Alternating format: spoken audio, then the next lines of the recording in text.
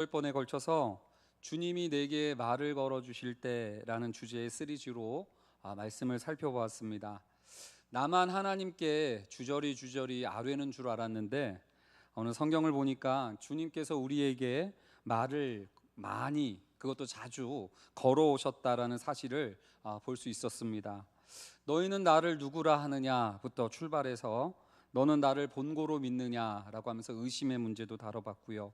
너를 정죄한 자가 없느냐 하며 우리의 정죄감의 문제, 내가 낫고자 하느냐 그러면서 우리가 냉담해져 버린 상황, 그리고 왜 울고 있느냐 그러면서 상실의 아픔을 부활의 새로운 주님으로 어떻게 극복할 것인지, 어찌하여 무서워하느냐 그러면서 풍랑 속에서도 떠나지 않고 함께 해주시는 주님을, 그리고 지난주에는 내 이름이 무엇이냐 그러면서 우리의 정체성을, 그리고 오늘은 누가 내 옷에 손을 대었느냐 라면서 마무리 말씀을 좀 지어보려고 합니다.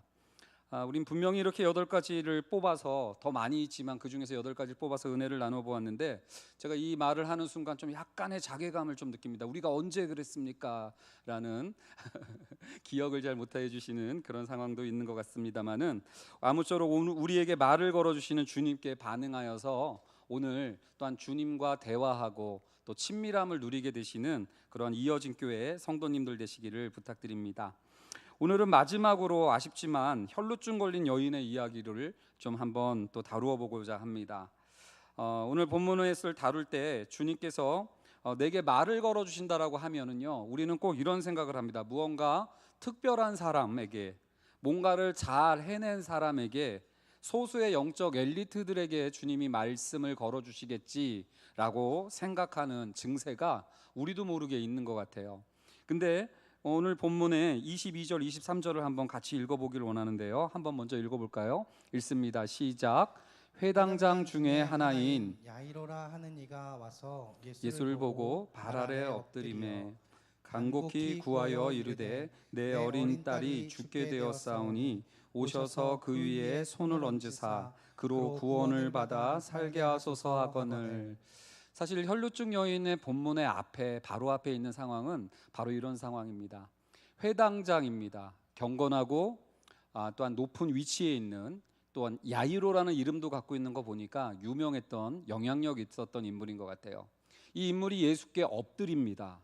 그리고 무리들 앞에서 간곡하게 예를 갖춰서 주님 앞에 간절한 소망과 간구를 올리죠. 왜 그러냐면 자기의 어린 딸이 죽게 되었다라는 명분이 있었어요. 굉장히 다급한 일이 펼쳐진 거죠. 굉장히 다급한 상황이 이 회당장 야이로의 간구로부터 출발해서 예수님께서 그 발을 떼게 된 것이 오늘 본문의 시작입니다. 근데 그러던 길에 이 혈루증 여인을 만나서 그 행렬이 지체되는 상황을 보여주고 있어요. 이 여인은요, 이름도 나와 있지 않습니다. 무명의 여인이었고요. 혈루병에 걸렸다라는 것을 보니까 부정한, 율법적으로는 부정했던 사람이고, 또한 부정했기 때문에 율법적으로는 격리됐어야 마땅한 사람인데, 이 사람이 율법을 어기고 예수님 몰래 다가와고 무리 몰래 끼어드는 이런 상황에 부정직한 모습을 보여주고 있는 상황이죠. 뿐만 아니라 정직하게 그 앞에서 엎드린 것도 아니고 뒤에서 몰래 이렇게 옷을 만지면서 혹시 날까 하는 그러한 마음으로 예수께 다가왔던 여인의 이야기가 오늘 본문의 상황입니다. 어린 딸이 죽어가고 있는 다급한 상황, 그것도 정중하게 간곡하게 부탁했던, 그것도 지명도 있고 영향력 있었던 회당장의 부탁을 이 여인 때문에 근데 주님이 지체하고 있는 상황, 이것이 오늘 본문의 시작입니다. 주말걸 시리즈 마지막을 저는 이 여인을 통해서 정리하고 싶었습니다. 예수님이 우리에게 말씀을 걸어주실 때요, 아무리 다급해도, 주님이 아무리 바쁘셔도 주님은 이 한 사람을 위해서 멈춰 서신다는 것을 보여주고 있는 장면이고요. 아무리 그의 믿음이 부족하고 또한 그의 믿음이 건강하지 못한 엉뚱하다 할지라도 주님은 간곡하게 엎드려 간구하는 자의 기도에만 응답하는 것이 아니라 엉뚱하게 기도하는 이 여인에게도 주님은 시간을 내어주시고 그와 대화를 나누고 있다는 사실을 보여드리고 싶었습니다. 아무리 보잘것 없어도, 회당장도 아니고 목회자도 아닌 아무런 직분이 없는 사람이라 할지라도 주님은 피하지 않고 멈추어 서서 그와 말을 섞고 대화한다라는 사실을 분명히 보시면서 오늘 사랑하는 우리 이어진 교회 성도님도 오늘 이 예배가 그런 주님이 이러한 혈루증 여인, 이렇게 좀 부족한 믿음에도 불구하고 멈춰 서신 주님이라면 오늘 빗속을 뚫고 나온 우리들에게는 얼마나 더 가까이 다가오실까라는 기대감으로 예배드리시는 오늘이 되기를 원합니다. 오늘 26절 한번 보시면 이 여인의 상황이 잘 나오는데요. 한번 같이 읽어볼까요? 26절입니다. 시작. 많은 의사에게 많은 괴로움을 받았고 가진 것도 다 허비하였으되 아무 효염이 없고 도리어 더 중하여졌던 차에. 네, 이 여인을 소개하는 장면인데요. 12년이나 이 기도에 응답을 받지 못했던 여인입니다. 어떤 면에서 많은 의사를 안 찾아갔던 게 아니에요. 심지어는 많은 의사에게 많은 괴로움을 받았다라는 걸 보니까 그의 치료가 굉장히 과격하고 이렇게 괴로움을 주는 그런 어떤 과격한 치료가 아니었는가라는 생각이 드는데 그 모든 것들을 견뎌냈음에도 불구하고 12년 동안 아무 응답이 없던 여인입니다. 뿐만 아니라 이 의사들을 쫓아다니라고 가진 것도 다 허비할 정도로 이젠 자신의 가진 재산을 다 탕진해 버릴 정도로 투자하고 거기에 열정을 부었던 여인이었어요. 근데 결론은 뭡니까? 아무 효험이 없고요. 도리어 더 중하여졌다라는 식으로 이 여인의 불쌍한 상황이 나옵니다. 이 혈루증이라는 것은요, 이게 더 안타까운 질병 같아요. 오늘날로 치면 코로나랑 좀 비슷하지 않겠나라는 생각이 들어요. 가까이 오면 싫어하는 거죠. 부정해진다라는 인식이 있어서 이 여인은 12년 동안 고치지도 못하고 사람들로부터 격리된 채 12년 격리 생활을 했던 고독하고 외로운 여인이었다라는 사실을 보게 됩니다. 이 여인은 그럼 이제 어떻게 해야 되죠? 12년 동안 많은 의사에게도 소용이 없었고 가진 것도 다 탕진했기 때문에 어떻게 해야 됩니까? 뭔가 더 특별한 의사를 찾아야 되는 겁니까? 아니면 다시 더 많은 돈을, 치료비를 모아야 하는 겁니까? 참 저는 이 본문을 보면서 이 여자가 너무나 안타깝고 불쌍하다는 생각을 했었는데요. 이번에는 이 본문을 다시 보면서 이게 이 여자만의 문제가 아니라 오늘 우리의 문제일 수도 있겠다라는 생각이 갑자기 뻗뜩 들더라고요. 우리 영혼에도 피 흐름이 멈추지 않는 것 같은 우리의 심령을 보게 될 때가 있는 것 같아요. 정말로 불안의 피가 멈추지를 않습니다. 예수를 안 믿는 것도 아니고 12년 동안 많은 의사에게 이런저런 조언을 안 들었던 것도 아닌데 영적 혈루증에 걸려 있어서 그러는지 이래야 한다 저래야 한다 알면서도 우리의 불안이 멈추지를 않습니다. 불안이 멈추지를 않다 보니까 이 불면의 밤도 끝나지 않고 이런 조언 저런 도움 안 받아본 것도 아니지만 그러한 것들이 멈추지 않고 여전히 가시지 않는 우리의 모습을 보게 되죠.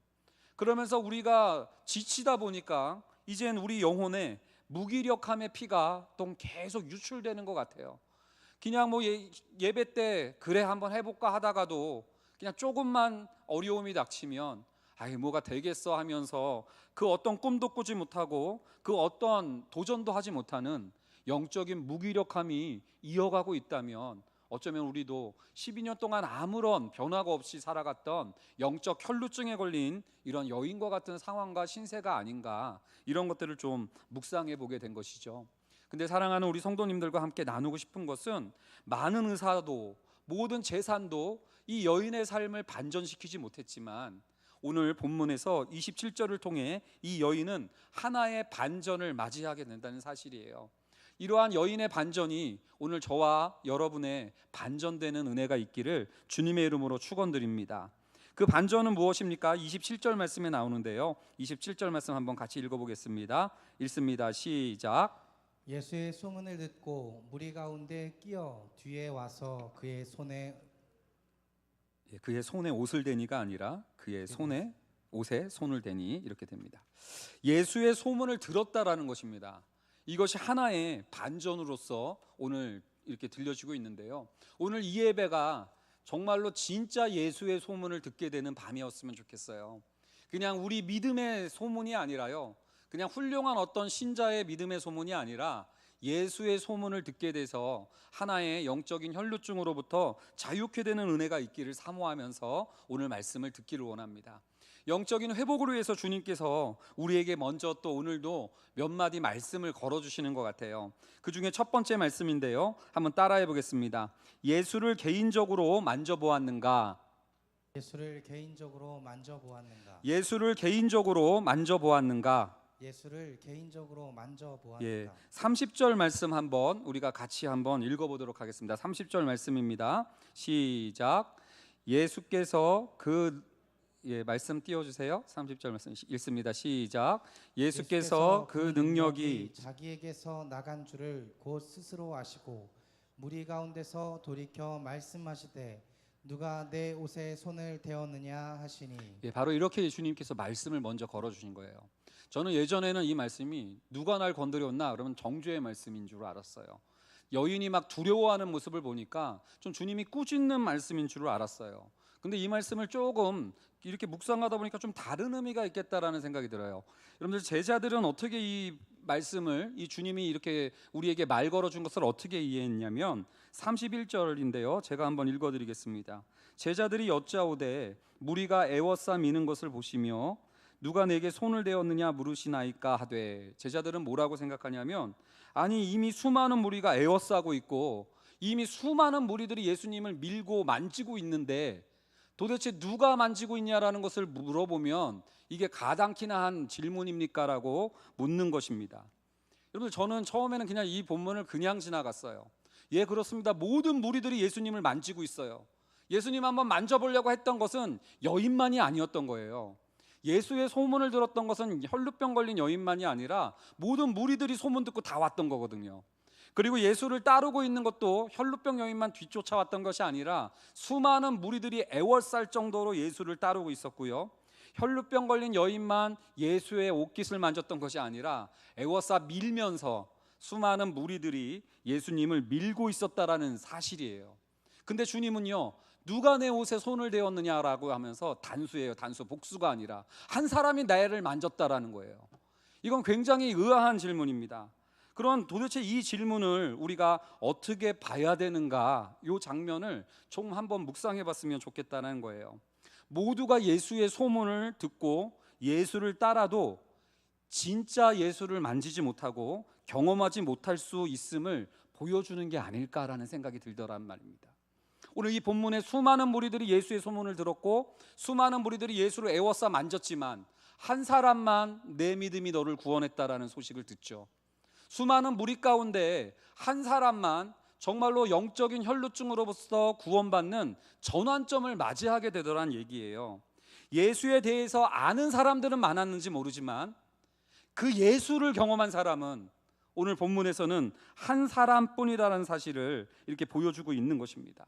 그런 면에서 누가 내 옷에 손을 대었느냐라는 질문은 이 본문의 질문으로 가둘 수 있는 게 아니라 우리에게 말을 거시는 주님의 질문이라는 생각이 들었어요.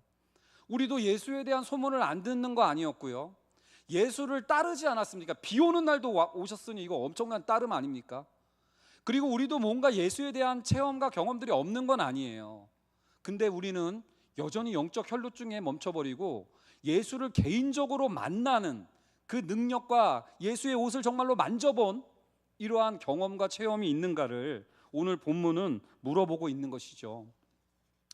여인과 무리들의 차이가 도대체 무엇이었는가, 이것을 한번 좀 묵상해 보는 시간을 제가 그래서 가졌어요. 여인이 무리와 다른 한 가지가 있다면요, 저는 그것을 따라합니다. 절망이었던 것 같아요. 그 본문이 26절인데 다시 한번 읽어볼까요? 26절 읽습니다. 시작. 많은 의사에게 많은 괴로움을 받았고 가진 것도 다 허비하였으되 아무 효험이 없고 도리어 더 중하여졌던 차에. 여인은 다 해봤었어요. 많은 의사 만나봤고요, 많은 괴로움도 견뎌봤고요, 자기가 가진 것도 다 허비할 정도로 다 해봤습니다. 근데 아무 효험이 없고 도리어 더 중하여졌던 차에 이제 이 여인이 붙들 것은 아무것도 없었어요. 세상에 아무도 세상에 아무도 자기를 도울 수 있는 사람이 없다는 사실, 그 절망이 있기 전까지는 진짜 예수를 찾을 수 없을 수 있겠다라는 것을 보여주는 본문이 바로 오늘 본문입니다.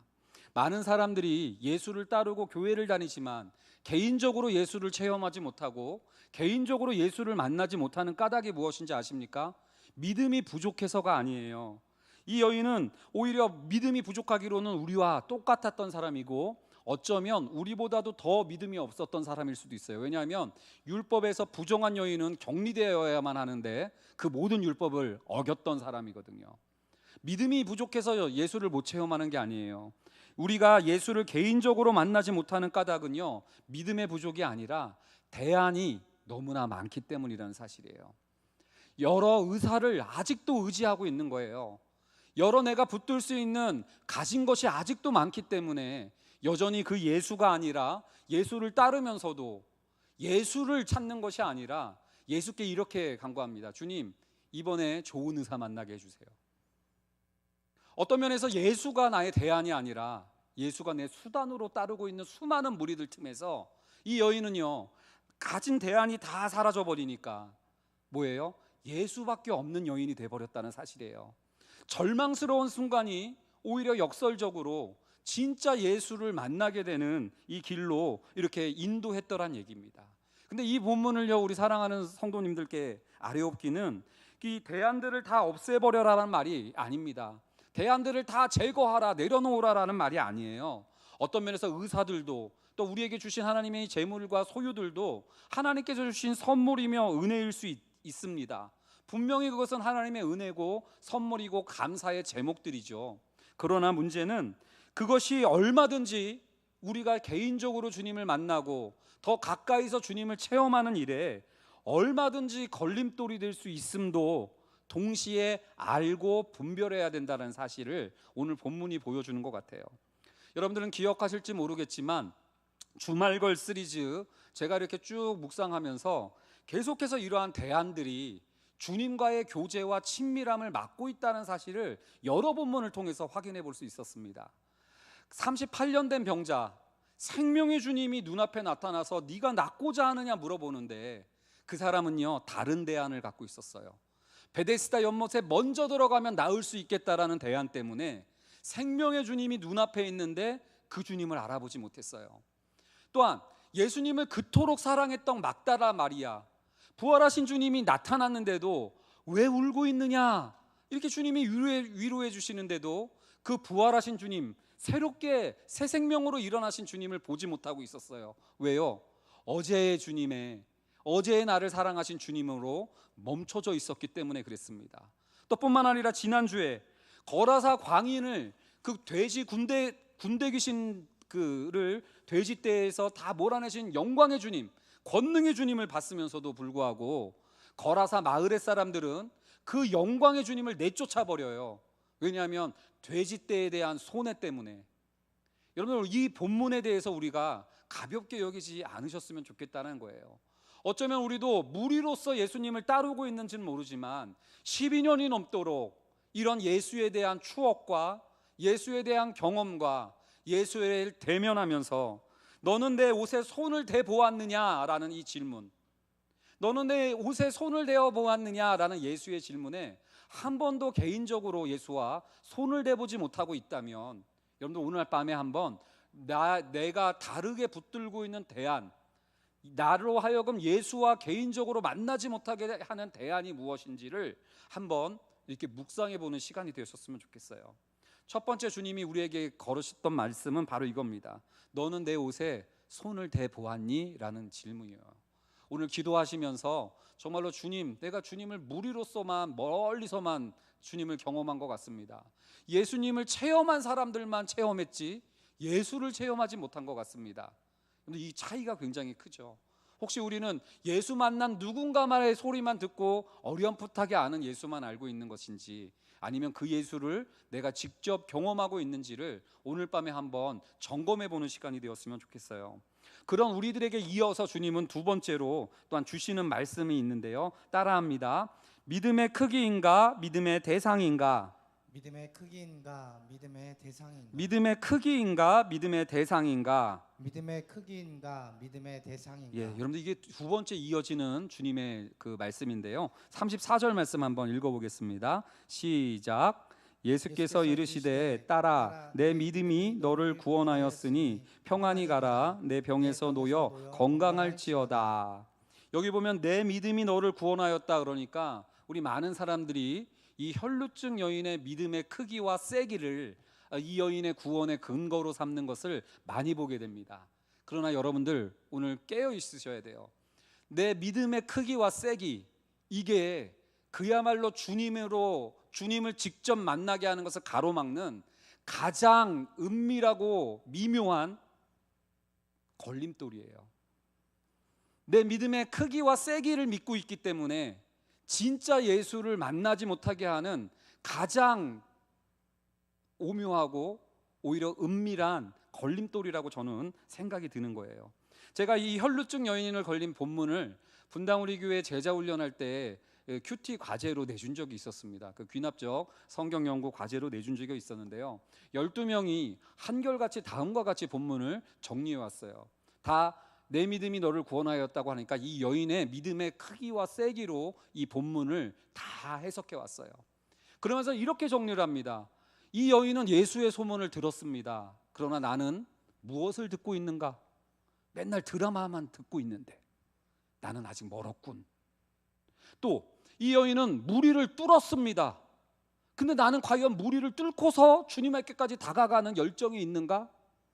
나는 아직 그런 열정까지는 없는데, 무리를 뚫을 수 있는 담대함이 나한테는 없는데 아직 나는 모자라구나. 이 여인처럼 예수가 지나갈 때 옷에 손을 대는 그 타이밍을 놓치지 않았는가? 나는 요번에 특세 빠졌는데, 이러면서 타이밍을 놓친 자기를 또한 반성하면서 결론이 뭐예요? 나는 아직 멀었다로 끝나는. 여러분, 그러니까 눈앞에 계신 예수를 만나지 못하고 아직 멀었다고 얘기하면서 옷에 손을 대지도 못할 될 생각도 못하게 만드는 원인이 이렇게 믿음의 크기와 세기로 구원을 생각하고 있기 때문에 그렇다라는 것입니다. 근데 오늘 본문에서요, 이 여인은 제가 틈틈이 얘기한 것처럼 레위기의 율법을 다 어긴 여자예요. 레위기에서는 이렇게 그 혈루증 걸린 여인을요, 이렇게 월경이 계속 유출되는 여인을 부정하다 그래서 격리를 시켜요. 혹시 전염도 되고 이렇게 또 될 수 있어서인지 모르지만 부정한 여인으로 이렇게 하면서 격리를 시키는 건데, 지금 이 여인은요 그 율법 아랑곳하지 않았어요. 율법에 있는 말씀 다 어기고 무리 가운데 몰래 들어왔고 속였죠. 또한 예수님한테도요 만지면 부정해지는 거거든요. 근데 예수님이 부정해지거나 말거나 자기 살겠다고 예수님을 만져버리잖아요.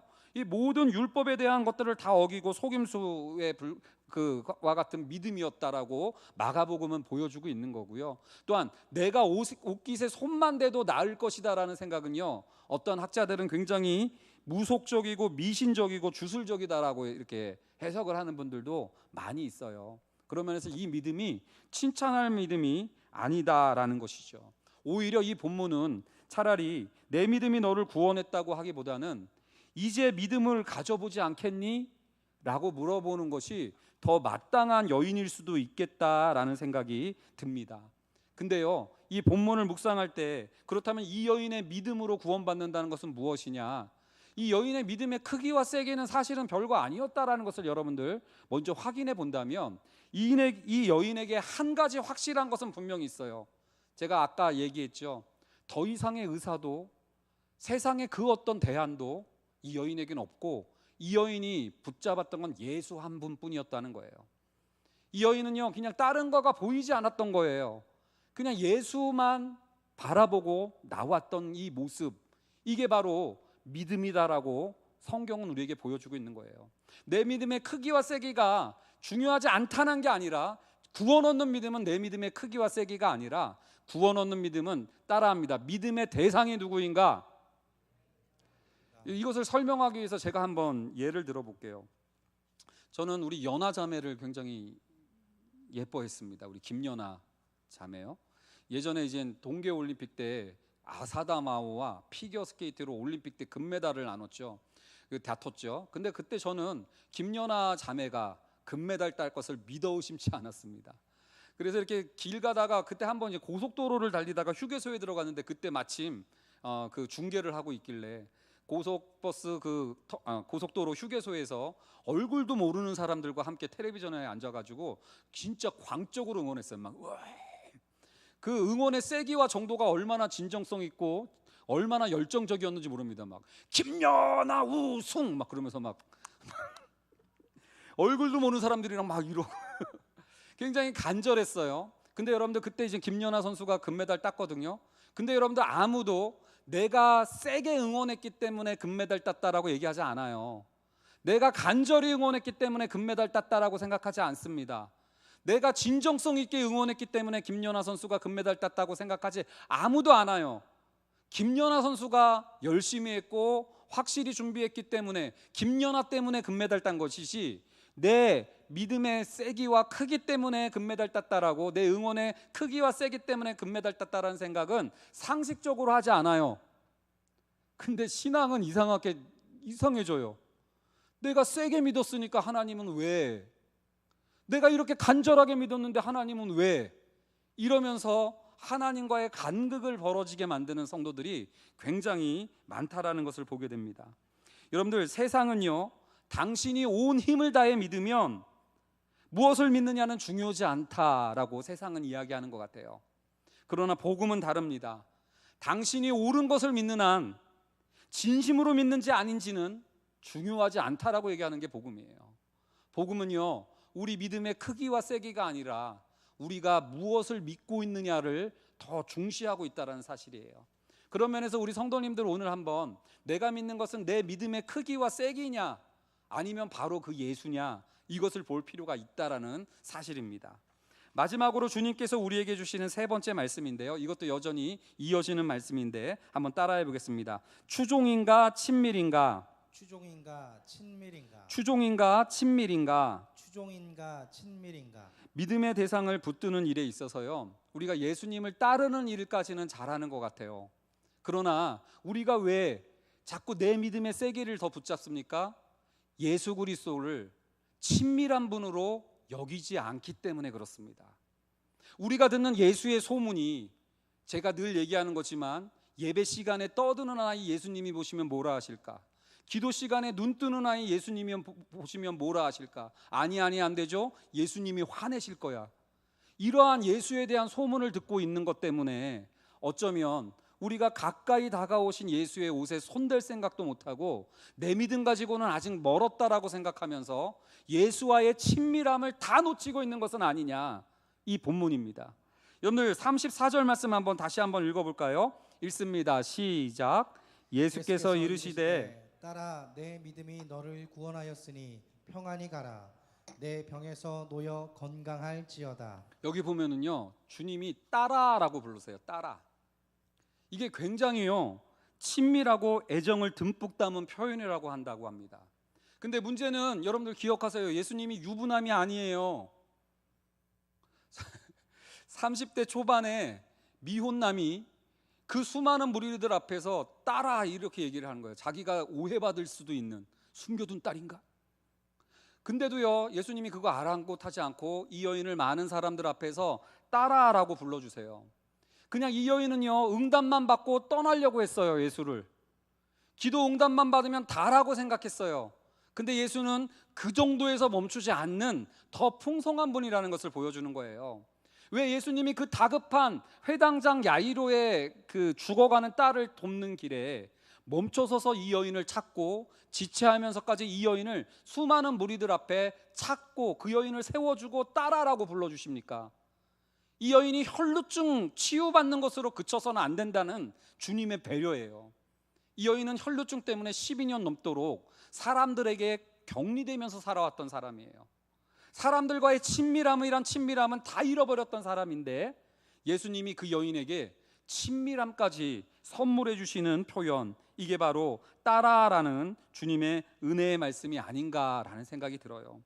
여러분들, 예수님은 혈루증 걸린 이 부정한 여인을요, 딸이라고 불러주면서 그냥 응답받고 떠나는 사람으로 대하는 것이 아니라 자기가 지체된다 할지라도, 자기가 숨겨둔 사생아가 있다라는 오해를 산다 할지라도 멈춰서서 이 여인을 높여주시고요, 오히려 사람들과의 관계를 회복시켜 주시고 무리들과 섞여 살 수 있는 공동체 생활을 할 수 있도록 주님께서 배려해 주시는 은혜로운 장면이 이 주님의 모습이라는 생각이 들었어요.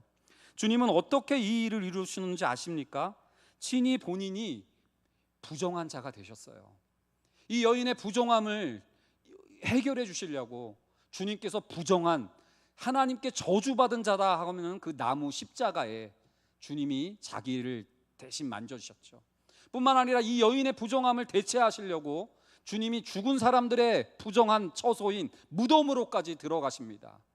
그리고 이 여인이 원래는 쫓겨났어야 되는 것인데 주님께서 대신 쫓겨나셔서 예루살렘 성문 밖으로 쫓겨나서 나무에 달려버리시죠. 여러분들, 주님은 이 여인을 친밀함을 위하여서 여러분들 주님이 쫓겨나시고 주님이 저주받으시고 주님이 부정해지신다 하실지라도 이 여인을 다시금 딸이라고 회복해 주시면서 이 여인이 그치지 않는 피를 흘렸던 것처럼 주님도 십자가에서 피가 그치지 않아서 물까지 다 쏟아버리시는 여러분들 그러한 능력으로 이 여인의 부정함을 대신해 주신 장면을 우리가 기억해야 될 줄로 믿습니다. 사랑하는 우리 이어진 교회 성도님들께 묻습니다. 여러분들이 듣는 예수의 소문, 여러분들이 그동안 알아왔던 예수의 모습은 어떤 모습인지요? 회당장이 되어야만 상대해 주시는 예수님, 간절한 어떤 기도의 어떤 그 루트를 밟아야만 응답해 주시는 예수님입니까? 아니면 율법이 어기고 아무런 소망이 없다 할지라도 그 예수 때문에 절절매고 있는 한 여인, 그래서 엉뚱한 기도를 한다 할지라도 그 여인 때문에 다급함도 멈추시고 그 여인을 기다리시는 이 주님의 모습을 예수의 소문으로 듣고 계신지요? 가진 것이 많아야, 신에게 많은 것들을 드려야 겨우 움직이는 하나님에 대한 모습을 예수의 소문으로 듣고 있는지, 아니면 가진 것들이 다 허비해서 아무것도 줄 것 없고 너무나 아무것도 없어서 만지고 도망치려고 하는 여인까지도 딸이라고 불러주시면서 그와의 친밀함으로, 그와의 가까움으로 다가가고자 하시는 주님의 심정을 진짜 여러분들은 믿고 있는지, 우리의 부정함을 해결하려고 우리가 가진 모든 허물과 죄악과 모든 실패를 십자가에서 다 떠안아 버리시는, 그러면서 우리를 다시금 친밀함으로 이끌고자 하시는 그 예수님의 사랑을 진짜 알고 있는 우리들인지, 오늘 이 본문을 가지고 우리가 가만히 묵상해 보는 이 밤이 되기를 원합니다.